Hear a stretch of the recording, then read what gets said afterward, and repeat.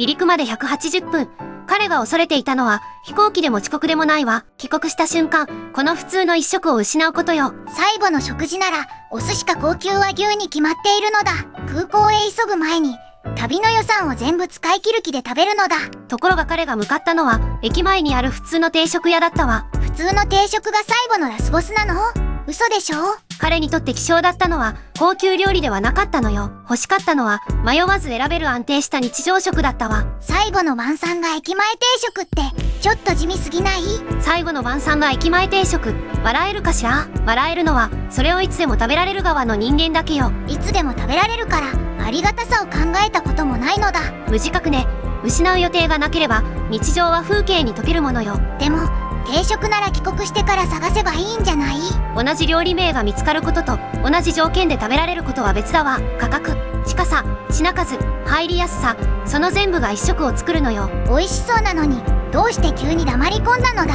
味への感動だけだと決めつけるのはまだ早いわ。次に同じ気軽さで食べられる日が見えなかったのかもしれない。食べている最中からもう失った後のことを考えるの？楽しい旅ほど終わりが見えた瞬間に残酷になるものよ。ただし本人の内心は未確認よ。ここから先は条件に基づく考察だわ。断定できないけど時計を見るほど切なくなるのだ。箸は進んでも空港へ向かう時刻は待ってくれないわ。残り時間が減るほどその一前は食事から別れの儀式へ変わるのよ。ここで料理の国籍を比べる前に比較条件を整理するわ。必要なのは母国全体ではなく本人が暮らす地域と生活圏よ。国が同じでも都会と郊外では店の数も距離も違うのだ。その通り。外国人全体の話へ広げた瞬間比較は雑になるわ。ところが今回は居住地域と通貨の検証資料がまだ提示されていない。じゃあ便利そうな数字を適当に入れるのはダメなのだ。当然よ。未取得の価格で財布を脅すほど悪趣味ではないわ。確認できない数字は置かず何を調べるべきかだけ示すわよ。まずは現地のメニューに書かれた値段を調べるのだ。それだけでは足りないわ。税やサービス料なども条件を揃えるのよ。表示価格を見て安心した後に会計が増えるのは怖いのだ。だから比較するのは同じ範囲の費用を含めた会計総額だわ。さらに調査日も必要よ。価格は時期によって変わるもの。為替だけ換算すればすぐ勝敗が決まるんじゃない？現実を見なさい。為替だけで暮らしやすさは測れないわ。所得水準や地域の物価差も補助情報として見る必要がある。一食を比べるだけなのに財布の事情が何層も出てくるのだ。次は距離よ。安い店があっても気軽に行けなければ意味が違うわ。自宅から店までの距離と使える交通手段を確認するの。往復の時間や交通費まで入ると安い店でも遠征になるのだ。そして選択肢、店が存在することと予算内で選べることは別よ。食べる前から財布と移動時間と相談会議なのだ。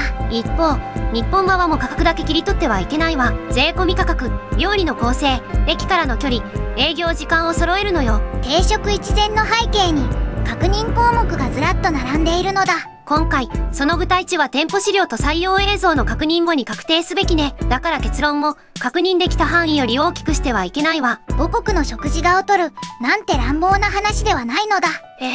本人の日常条件では、同水準を気軽に選びにくいという話よ。料理の国籍ではなく、日常的に選べるかどうかの話だわ。これは本人ではなく、確認された居住条件を元にした再現です。本人が経験したと確認できない出来事は、再現として切り分けるわ。帰宅してお腹が空いたら、近所の店へ行けばいいのだ。近い店、予算より高い。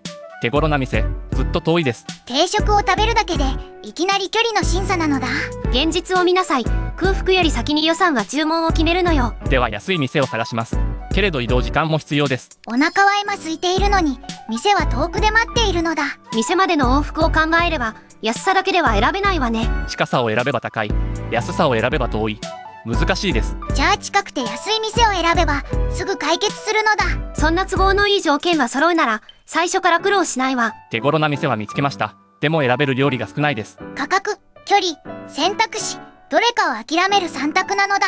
選択肢があることと日常的に選べることは別なのよ。メニューの価格だけで支払う総額は決まりません。まだ財布を苦しめる追加問題が残っているの？条件が確認できた地域では追加費用まで含めて比べる必要があるわ。料理を決める前に最後の会計を計算します。注文が食欲じゃなくて電卓に支配されているのだ。再現だから笑えるけれど、判断の摩擦は毎回積み重なるわ。主菜を選びます。汁物と副菜を足すと予算を超えます。一食を完成させようとしたら値段まで完成するのだ。単品が悪いのではないわ。比較している条件が違うだけよ。豪華な料理が欲しいんじゃない。普通の店が欲しいです。値段を何度も計算せず迷わず入れる店が欲しいです。普通の店を求めるだけなのに願いが壮大に聞こえるのだ。日本で無意識に済ませた判断が帰国後には手続きになるのね。今日の予算、店までの距離、追加費用、選べる品数、食事の前に4つも関門があったらもう疲れるのだ。それでも現地の店や住民を悪役にしてはいけないわ。焦点は物価や都市構造、そして本人の生活圏にあるのよ。近い店を責めたいわけではありません。条件が合わないだけです。誰かが悪い話じゃないからこそ逃げ道が見つからないのだ。そうよ。個人の親切では渦まらない摩擦もあるわ。今日は近さを選びます。その代わり品数を減らします。明日は安さを選んで長い移動を受け入れるのだ。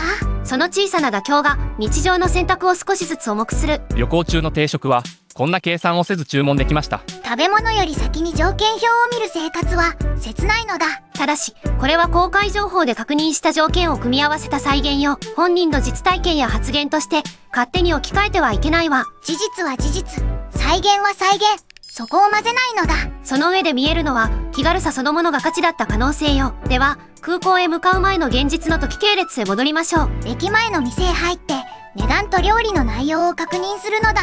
入れ店方法や表示価格は採用映像で確認できる範囲だけ描くわ。そして食べたい定食を決めてそのまま注文するのだ。警戒も交渉も不要だったとは裏付けなしに断定できない。それでも映像通りなら注文後は席で料理を待つだけよ。それだけ？大事件みたいに構えて損したのだ。それだけが異常なのよ。比較する側にとってはね。財布と距離の審査会が一旦止まった瞬間だわ。注文した料理が来るだけでこんなに安心できるの？当たり前に慣れたものには何も起きていないように見える。でも判断に疲れたものには何も起きないことが救いになるわ。問題がないことは映像にすると地味すぎるのだ。だからこそ見落とすのよ。摩擦のなさは形が見えないから。一方、日本では注文した定食が普通に出てきたわ。地味なのにさっきまでの苦労を思うと別世界なのだ。ここから地獄の比較を止め、1枚の本を鑑定するわよ。まず確認するのは実際に提供された料理の構成よ。主菜、ご飯、汁物、小鉢、映像にあるものだけを数えるわ。全部揃っていて普通の定食、いつもの景色なのだ。聖域の住人は完成品をいつもの景色と呼ぶので、豪華な食材が並んでいるから価値があるのではないわ。一食としてかけていない、その安心が煩悩上にあるのよ。主菜だけじゃなくご飯も汁物も受け止めてくれるのだ。ただし品目は対象店舗で確認後に正確な名称を得直すべきね。見えていない小鉢を勝手に増やすのは禁止なのだ。当然よ。定食を褒めるために架空のおかずは必要ないわ。次は温度と量、これも映像で確かめられる範囲に限るわ。温かいものと冷たいものがそれぞれ役目を持っているのだ。見た目から味や温度を断定するのは雑な鑑定よ。本人の感想が確認できれば原文の意味を保って紹介する。確認できないなら想像を本人の感想にしないのだ。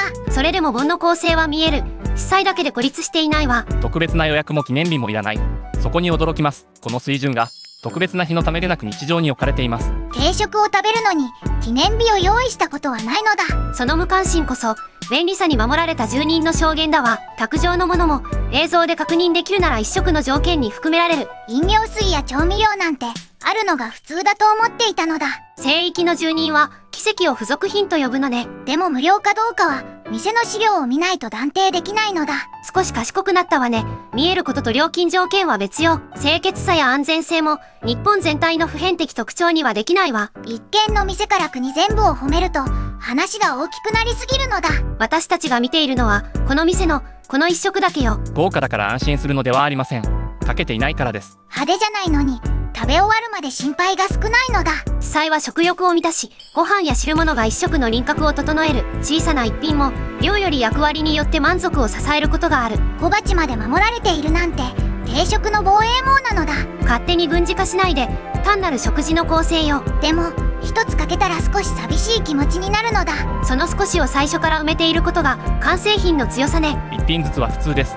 でも本全体を見ると安心します。特別ではない要素が揃うと代わりを探しにくい価値になる。値段だけ似た料理を見つけても同じ一食とは限らないのだ。近さだけでも味だけでもない条件の束が記憶に残るのよ。満足したはずなのに時計を見ると急に寂しくなるのだ。満足が大きいほど失う予定の価値まで大きく見えるわ。もう一度食べたい。でも次に来られる日は分かりません。これは再現の言葉よ。本人の発言として扱ってはいけない。それでも帰国前の時計は容赦なく進んでいるのだ。食べ終えれば安心は消え、残るのは比較基準だけになる。定食が思い出じゃなくて未来を測る物差しになるの？旅先の一食が帰国後の日常へ持ち込まれるのよ。そして似た食事を探す旅、価格や距離の差が目に入る。知らなければ平気だった不便まで気づいてしまうのだ。食べ終えた瞬間、定食は旅の思い出から比較基準へ変わった。味だけ覚えているなら似た料理を探せば済むのだ。でも惜しかったのが条件の相対なら再現は難しくなる。価格、近さ、選びやすさ、品数、その組み合わせが基準よ。同じ料理名を見つけても同じ気軽さとは限りません。食べたい時に迷わず選べることまで料理の一部なのだ。その認識を得た時、便利さは背景から欲望へ変わるわ。便利さを知る前の自分にはもう戻れないのだ。帰国後の本人コメントは現段階では確認できていない。だから実生活でどう感じたかは確認できないと明記するわ。予想した喪失と本当に感じた喪失を混ぜないのだ。ここで日本は最高と叫べば考察はそこで腐るわ。せっかく感動したのに急に冷たい現実を出すのだ。現実を見なさい。評価は地域や賃金、為替でも変わる。家族構成や生活習慣が違えば便利さの形も変わるわ。誰にとっても同じ聖域になるわけではないのだ。そうよ。今回の旅人とその生活条件から見えた価値なの。それでも旅には自分の基準を書き換える力があるわ。帰国してから普通だった一食の重さに気づくのだ。怖かったのは帰国ではない。便利さを知った自分に戻れないことよ。だったら海外へ移住しても毎晩日本から定食を届けてもらうのだ。それは移住ではなく超長距離でマイリゾンだわ。送料を考えただけで財布が先に帰国したのだ。あなたなら離陸180分前、最後に何を食べるかしら？高級料理より失って困る普通の味を選ぶかもしれないのだ。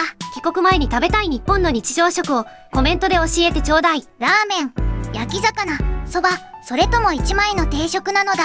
次回は帰国後に再現して初めてわかる日本食の壁よ。実在の続報ではなく確認できる条件から掘り下げるテーマ予告だわ。定食のありがたさを忘れる前にチャンネル登録なのだ。登録しない自由もあるわ。その次の現実を見逃すだけだけど。